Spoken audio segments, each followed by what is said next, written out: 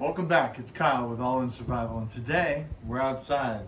It's a little bit windy, I'm on a street, but we'll try and get past all the little inconsistencies. So today we're going to talk about the truck loadout again. So about a year ago I did this with the old Tundra, and I had a lot of comments and some criticism and some good and positive negative things. I'd like to address a few of those and talk about the new truck setup. Obviously, the beast is a bit bigger on purpose. I picked it for a reason. So we'll talk about a little bit of how much stuff I can cram into this thing without taking up any livable space, right? So I'm going to start by running in some video and showing you what it looks like completely filled up. That it doesn't matter, you can't really even tell it's there. And then I'll pull it all out, we'll talk about some of the stuff and go through some of the components. All right, let's get into it.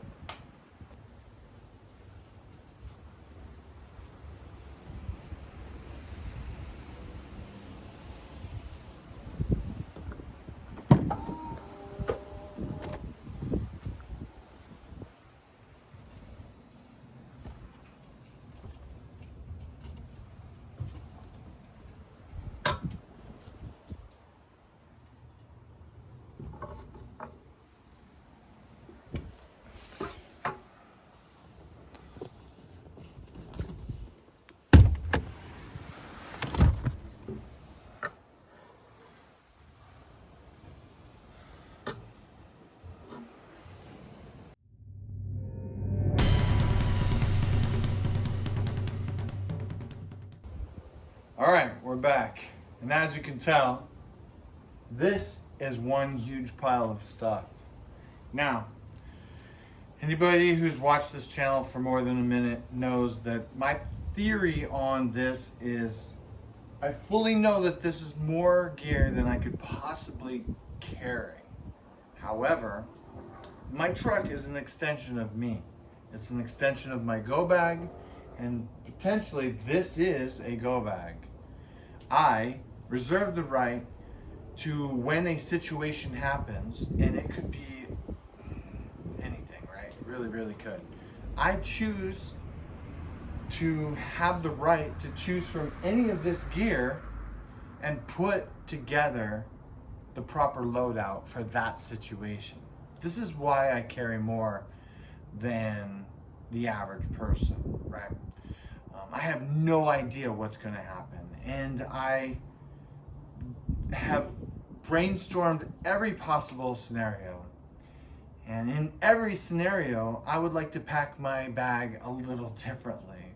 That being said, you don't get to choose the emergency that's going to happen, right? So we are going to pack for the worst case scenario, a broad spectrum of equipment, and we're going to select from that gear when the time happens, right? The rest of it potentially is tradable, barterable goods that you can hopefully trade for things that you might need on the way home. Anyways, so you just saw a load in of me walking up to the truck, opening the door, and looking inside.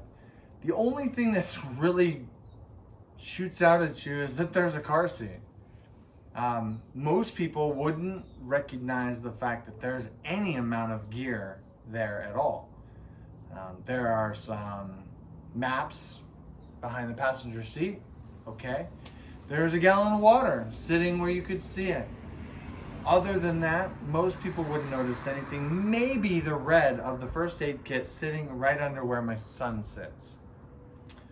But there are several large containers, an extensive first aid kit, which we've gone into in another video, extra water. We will get into all of this, but that being said, you choose how you want to prepare and how much space you're willing to give up in your everyday endeavors for potential sticky situation.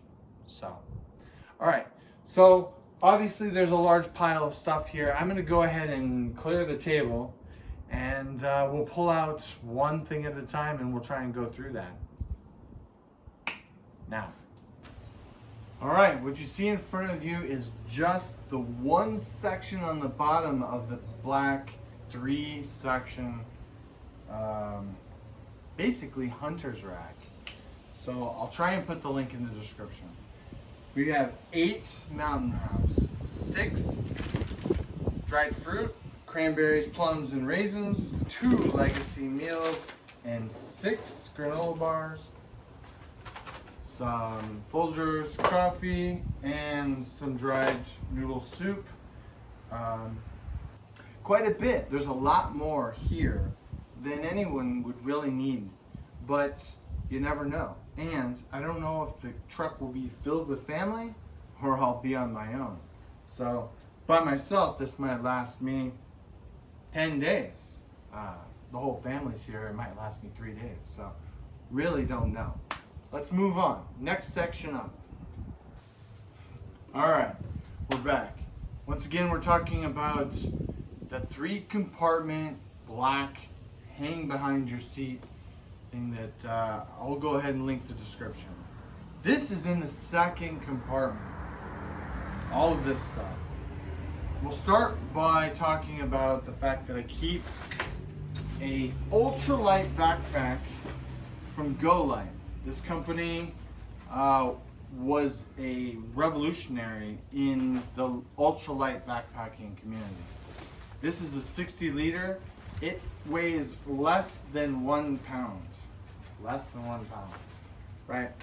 At the same time, you don't want to carry too much, right? It's a 60 liter, but you want to keep your pack under 55 pounds, 50 at the most. On top of that, we have an Ion, which is an ultralight pack that is basically an addition to this pack. I would put the food, the Mountain House and stuff like that, stuff that's going to be used up over time, I would put it in this. Next, we got a couple of pairs of socks, a hot weather and a cold weather pair of socks. Definitely wool. Stay with the wool.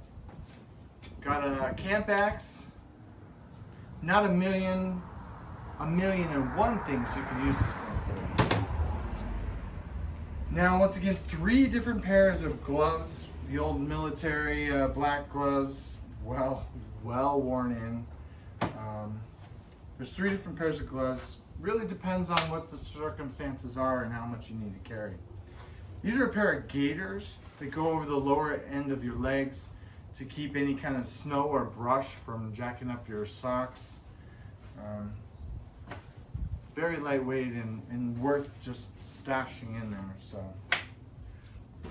now anybody who's in the military in the last 10 years know what silkies are. They are an ultra lightweight thermal barrier layer 1 for cold weather environment. There's a set, tops and bottoms in here. I also have an extra long silky top with long sleeves here. This is a pair of backpacking slacks that are zip off around the thigh. And they fold down pretty small and they're pretty rugged. Zip locked and sealed. Moisture wicking shirt, military long sleeve.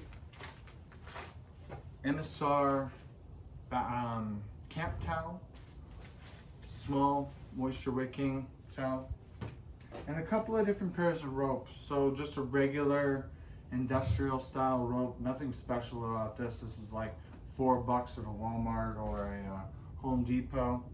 This is survival cord. This is paracord on steroids. There are much more things that you can use on the inside of this. There's actually some fishing line, cordage that you can use for fire starting and different things like that. This is a little expensive. I'll go ahead and throw the link in the description for this stuff too. I got this from Canadian Prepper's website, and always a good resource. Good stuff.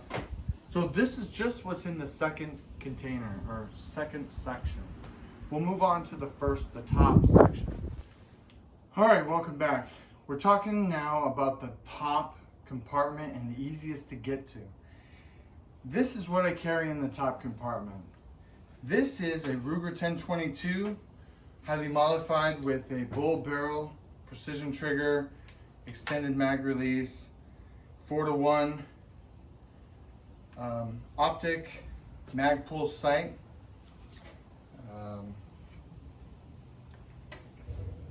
It is what I'm willing to lose if my truck gets stolen. So I'm not willing to go without having some kind of a rifle, but I am willing to bet that it won't get stolen. The new truck has a good alarm system, and I'm hoping that it'll never get raided. However, it's possible. And do I want my $2,000, $3,000 AR with a couple of tax stamps attached to that AR stolen? Absolutely not. So, my theory behind this is I have a pistol. I'm fully capable of using it. But I would rather have this than not have a long gun. These bullets are not wonderful. However, somebody told me a very long time ago, and it's always stuck with me. I'd rather have a Boy Scout that's fully 100% capable with a Ruger 1022 than have a banker with a $5,000 rifle who has no idea how to use it. So I've taken that and I've kind of milled it over in my head a million times.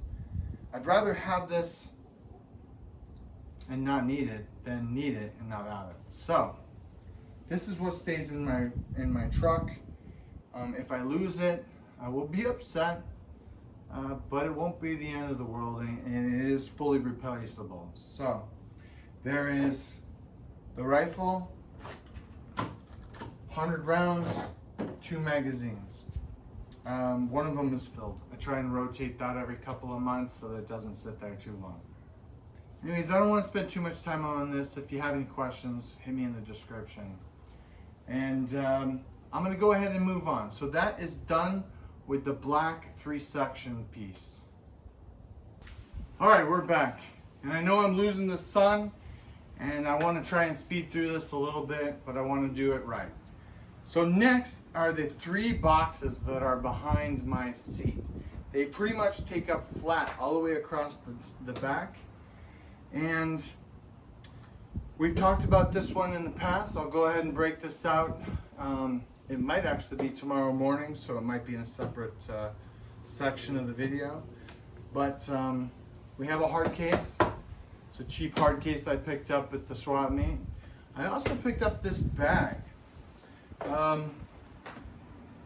I've done as much research as I can, and I know it's either German or Swiss, but this bag is actually waterproof and has some very interesting features, and it's very interesting. And I picked it up at the swap meet for $10, and I had no idea what I was getting, but I'm pleased nonetheless. So we'll get into that in just a second. All right, first we're going to talk about the bag. The bag was acquired from the swap meet. There are no real markings on the bag at all, but it has got a leather bottom, a metal inner, and this weatherproof, waterproof neoprene, I guess I'd say. And I wouldn't say it's 100% watertight, but it's amazing. It's actually very, very, very cool. And it was one heck of a find. Look at the back. It can be mounted this way on something. It also has these backpack style harnesses and a lower back pad. If you know anything about this, please hit me up in the description. I'd love to know where this came from and who makes them and if I can get some more. So, all right, what fits inside that back is everything else here. And this is a 2-man, the North Face tent, which I probably will be replacing in the next year or so. It's got to be 15 years old, but I keep it. It's in the truck all the time. Next, I also keep a netting, mosquito type netting. In case I'm not using the actual tent, I keep it. This is a 15 by 20, I think, tarp, waterproof tarp. I also keep some extra line. The poles for the tarp to create a shelter are farther on in the video. I have a waterproof bag. I have 2 of these, and the other one has got some other stuff in it. And the military lightweight sleeping bag system. The black section, I do not keep in this one. So anybody who spent time in the military, it's got the light green and it's got the bivy all-weather cover. So that's what I keep in the bag for now. Lastly is another product from Go Light, and it is a Shangri-La 5, and it's just a tarp with a single pull. It's kind of like a teepee type situation to keep you out of the weather. So extremely light. This is probably 1.5 pounds with the poles. So that all fits inside the bag, and we'll move on. All right, we're back. Now, what's inside this hard case is actually just some random stuff that we had extra space for. We are in the desert. It's hot. It's actually almost 80 degrees here in Las Vegas in the end of February. So that being said, we have to be cognizant of water. Water is our main priority. My focus will be on water almost all the time. So carrying enough water, quite a few different ways to carry water and purify water. A couple of different hand pump and a gravity fed pump by LifeStraw and by Ketadine. Super important. Also, I carry 2 of the old school military canteens. One of them I carry inside here, and the other one I keep access to all the time. Just grab it from out underneath the back, the bottom of the rear seat. Okay, good old E-tool. This is a knockoff, by the way. I don't like it, but I didn't think I'd use it so much that I'd need a real one. A little pop-up bowl. And a new siphon. I just bought this one. The other one was okay, but this one has all the bells and whistles. It also has a pump and a couple of different styles of connectors and holders. I'm looking forward to giving this a shot and try. Lastly, we've got a cold steel Bushmaster and a Gerber. Gotta have access to those. And then just a couple, I think it was 5 really good quality trash bags. The large industrial size trash bags. A billion different ways that you can use these. Don't underestimate the power of a trash bag, in all honesty. Lastly, a couple of old pairs of boots. This actually one pair of old boots, and these are very well worked in, but they have a few 100 miles on them, and now a few thousand, I'm guessing. Dang, boy, the time flies. These are solos will probably give me another couple 100 miles easy, so I keep them in there because they're well broken in and they're not going to jack my feet up if something goes wrong. So I saw a couple of things I didn't mention. Spoons, keep a lot of these around. These are the spoons for the Mountain House style meals. Extra long spoons. These are handy. Nice and clean and good to go. And a can opener. Can't tell you how important it might be to have a can opener if you start bartering for food and it happens to be a can and you don't have anything to open it with. So keep an extra can opener at all times. All right, so that's what's in here.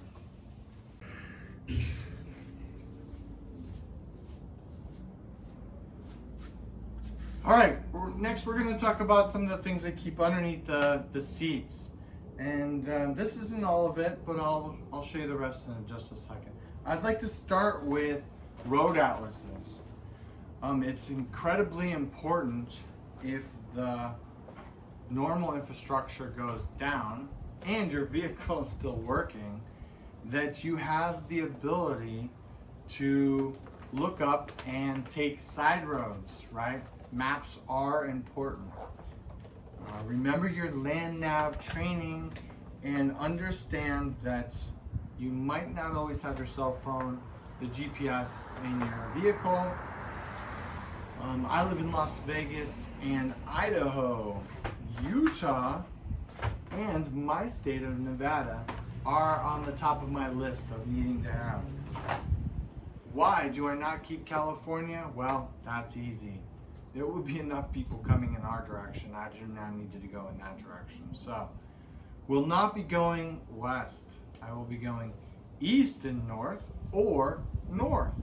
So, have maps for your surrounding states and understand how to read them. That's important. Basic blanket, easy to grab underneath the seat. A couple of gallons of water. The extra 2 quarts. Important. And this is what I call a ditch bag, right? This is a gallon of water and 5 days worth of freeze-dried food, along with a cook set. Okay. Grab a cook set and 5 days worth of freeze-dried foods. This stuff has to be from Patriot Supplies. We got some Mountain House and a couple others, and a fresh gallon of water.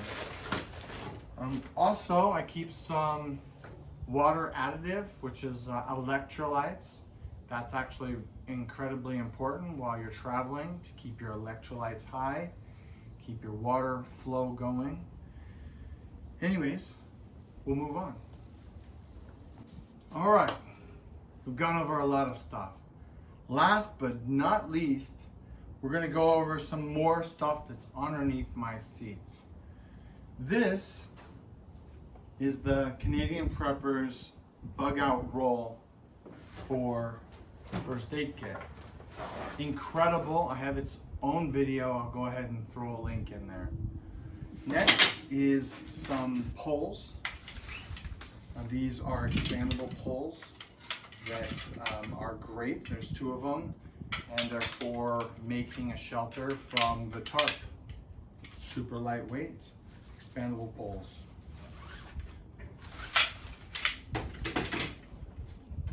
Next is a universal key. Use your own imagination why I might need a set of universal keys. Lastly, self-protection. Now, I'm not telling you what to do. You should check your local laws, but having this and being able to get to it quickly might be the difference between life and death. I normally keep my firearm on me at all times, but there are moments when I do not have it on me. They're rare, but they happen. Being able to slide my hand down underneath the seat and grab that quickly might be the difference between life and death. So go ahead and check out the video. I'll throw the link in for that. And we got the last section before we go for the day.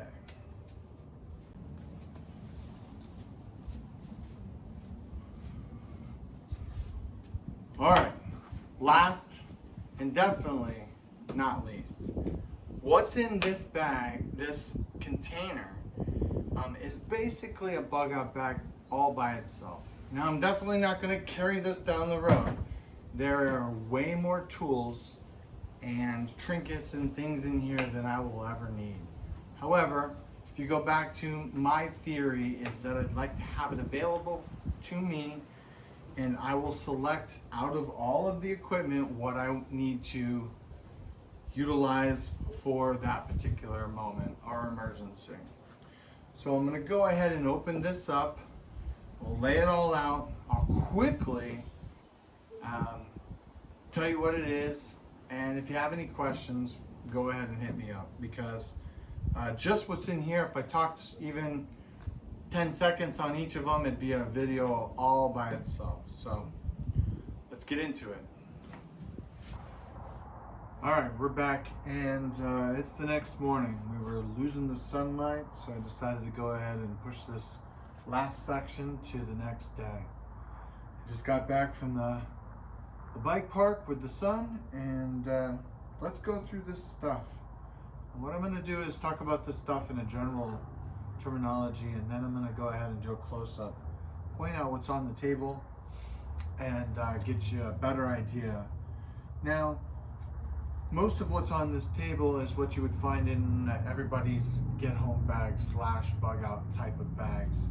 And I've chosen, once again, to not put it in a bag and pull from that box when it's done. Harley. And I think that this is the best way, because under 99% of the situations, I'm going to have time to kind of like go through my gear and decide what I want to take and all of that. There are very few situations where it's going to be so terminal that I need to ditch out from my truck, and I'm only going to be able to take my pistol and jump ship. But it is possible. So, all right, I will go ahead and I'm going to bring the camera over, and we'll kind of go through what's on the table. All right, first thing we've got here is a survival bivvy, emergency blanket, and a can of 110 SPF.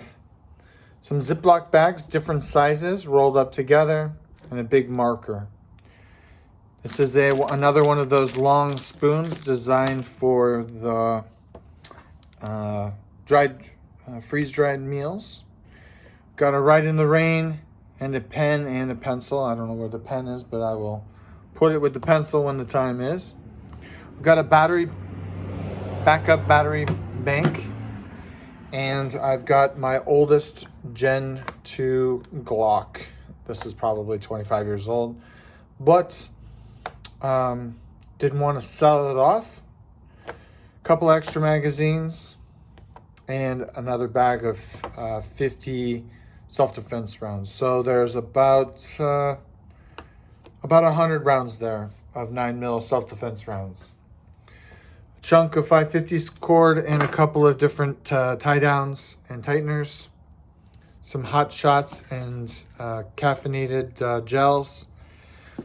This is a little survival kit out of a Air Force pilot's vest. It's very old. Hope I never really actually have to use this, but appreciate my cousin giving that to me.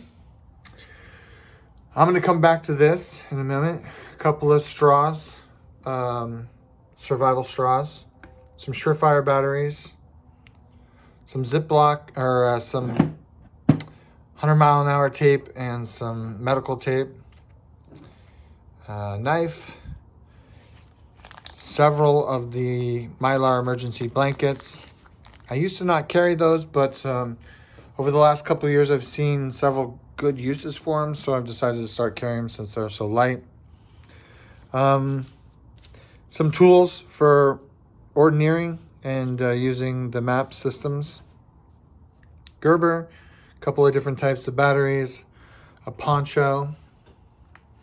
This is from my Esbit stove. There's a couple of extra blocks. The Esbit stove is in my go bag. Matches, lighter, some kindling, and some fire starting material. Gerber silicone gel for keeping everything dry. It's one of those Lucy, awesome. Here's a carabiner and another one of those. I'll just stuff these over with that. Some baby wipes, some emergency candles.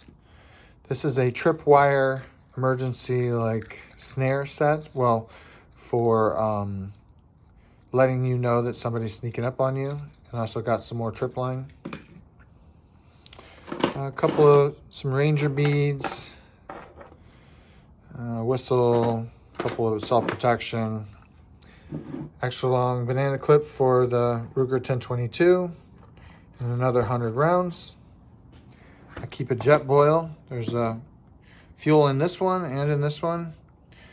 Old school Boy Scout spoon, knife, and fork set there. And some TP.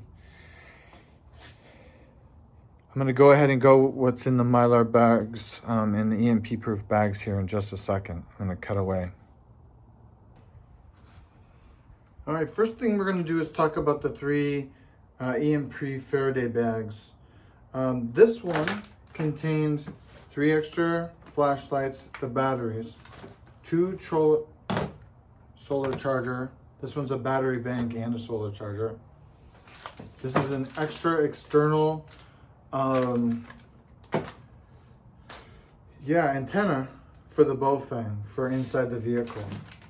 And a couple extra connectors and an extra antenna and a headlamp. Also a lacrosse portable radio. So all of this would be protected inside one of the bags. The second one has got the Bofang truck setup, which is an extended range battery, but won't necessarily be needed because it should be plugged in the vehicle and charging. Also an external mic for use inside while traveling. It also does come with an earpiece just in case you want to use it that way. The last thing we're going to talk about is this last bag here, and inside that bag were both of these. This is a PVS 14 Gen 3. It's in several other videos, and this is the civilian version of a PEC 15 and a ball. So I always mispronounce that, but I always look at it as the same one that I was issued in my last deployment. So anyways, this stuff is also in the bag, in the box, and I wanted to keep it in the bags just in case, by chance, we get a solar flare or some kind of an EMP. These bags are not expensive. One extra step, a little bit of a hassle arranging stuff, and you potentially could save yourself lots of trouble. The last thing is, this is not inside my box. This is hidden inside the truck somewhere. And I keep this with me, and it's got $400 and several different types of silver coins. I hope that the reason for having these would be obvious. You want to have a backup plan just in case, and anything on the table is barterable, but these are very barterable. So in the first 72 hours of a crisis, you'll find that cash will still probably be king, and then after that, cash will be less wanted, and solid things that will help other people survive will probably be much more important. All right, let me back all this out. All right, we're gonna summarize everything that we learned and talked about today. Now, on the floor here is a ton of equipment. I keep way more supplies than than I know that I will ever really need. However, I don't plan for any one particular event. I'm constantly gaming things that could happen. Everything from I've got my whole family in the truck and we break down in the middle of nowhere and it's going to be 2 or 3 days before anybody passes by. All the way to I'm a couple hundred miles from home and an EMP hits and I have to ditch my truck and walk home. All of these things go through your mind. Come up with some contingency plans. If it's possible, feasible, that you can make those things happen, do it. Put it in your plan. My truck is now an extension of my go bag. My go bag is up here. It's always packed and ready to go, but I don't take it everywhere I go. If I know that I'm leaving the valley or if I'm gonna go more than 100 miles from home, I'd probably toss it in the truck, but who knows? So always think about contingencies. That's the most important part about preparedness and having that preparedness mindset. So if you have any comments or questions, hit me down there in the DM me, or hey, make a statement in the comments. That's fine if you have any questions, no big deal. By all means, please like the video and share the video. And as always, stay safe out there.